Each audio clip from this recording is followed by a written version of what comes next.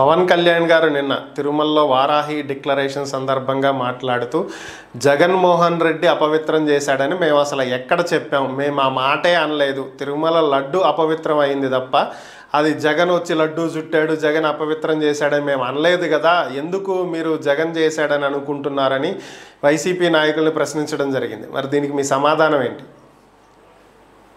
Sir, ఇక్కడ చంద్రబాబు నాయుడు గారికి పక్కలో బల్లెంలాగా తయారయ్యాడు ఈ యొక్క పవన్ కళ్యాణ్.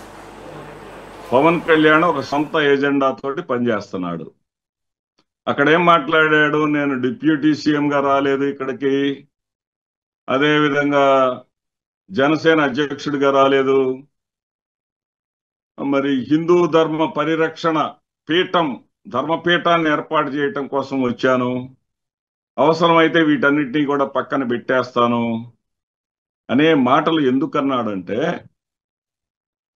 చంద్రబాబు నాయుడు నీదే ఉందిరా నాయన, నువ్వు అట్ట గమ్మునుండు, జగన్మోహన్ రెడ్డి గారు లడ్డూలో ఏదో కలిపాడని ఎందుకు అబద్ధాలు చెప్తున్నావు, ముఖ్యమంత్రిగా ఉన్న ఆయనట్ట కలుపుతాడు, అదేదైనా ఉంటే బోర్డు మీద చెప్పాలి కానీ నువ్వు చెప్పేదాన్ని అబద్ధానికి అర్థం లేదురా నాయన అని చెప్పేసి చెప్పాడు.